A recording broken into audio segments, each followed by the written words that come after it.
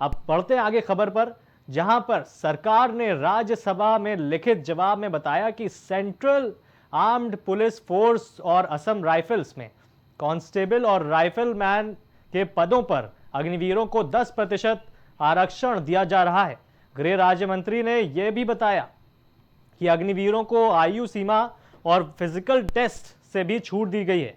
गृह राज्य मंत्री नित्यानंद राय ने के अनुसार अग्निवीरों के लिए सरकार द्वारा किए गए ये कदम न केवल उनके भविष्य को सुरक्षित करने के लिए हैं, बल्कि देश की सुरक्षा बलों में योग्य और प्रशिक्षित युवाओं की भर्ती को भी सुनिश्चित करते हैं। सरकार का उद्देश्य है कि अग्निवीर योजना से जुड़े लाभ और आरक्षण के माध्यम से युवाओं को सशक्त बलों में अधिक अवसर प्राप्त हो सके और वो देश की सेवा कर सके।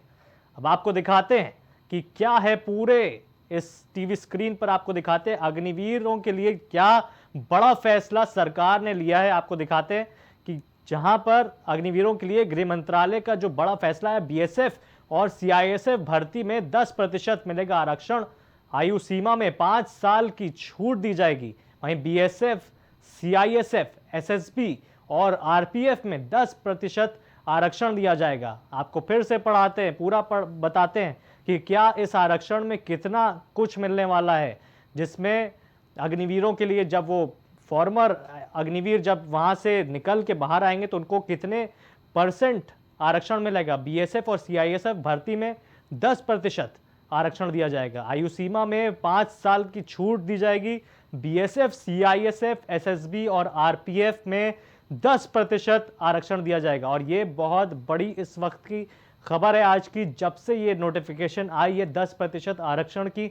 आपको बता दें कि विपक्ष काफी वक्त से पूरा हमलावर था अग्निवीर योजना को लेकर। जो अग्निपथ स्कीम है, जब से आई थी, 2-2.5 साल हुए होंगे स्कीम को आते ही, जब से ये स्कीम आई अग्निपथ स्कीम, जहां पर बताया गया है कि अग्निवीर जो होंगे वो आर्मी में कुछ टेम्परेरी वक्त के लिए जुड़ेंगे आर्मी से, और उसके बाद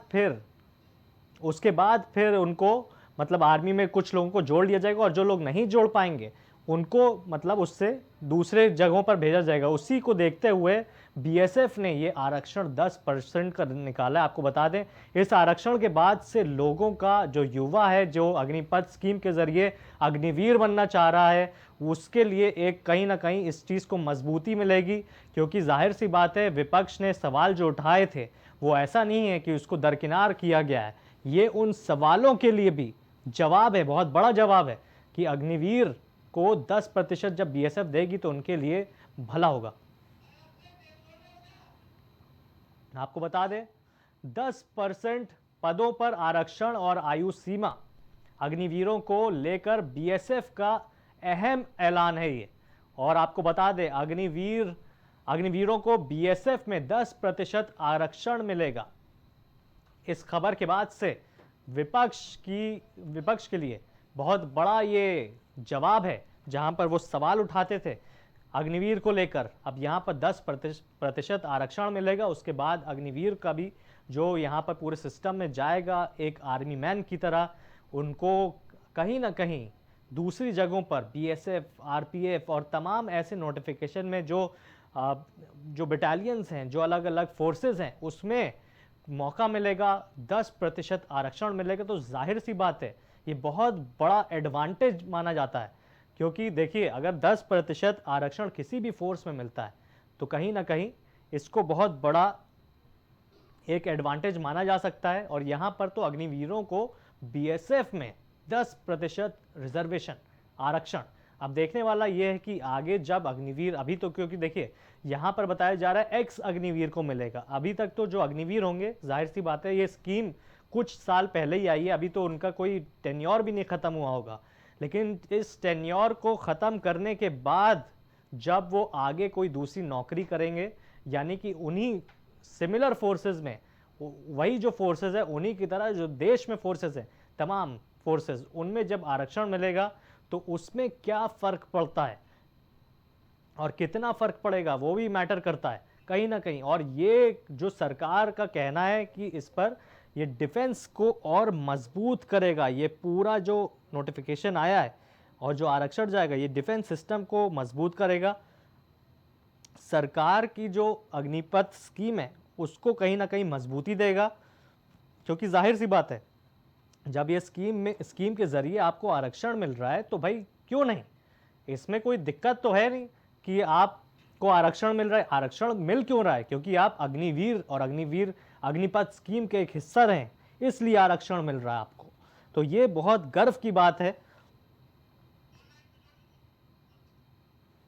और आपको इस पूरी खबर पर हमारे साथ अजय चतुर्वेदी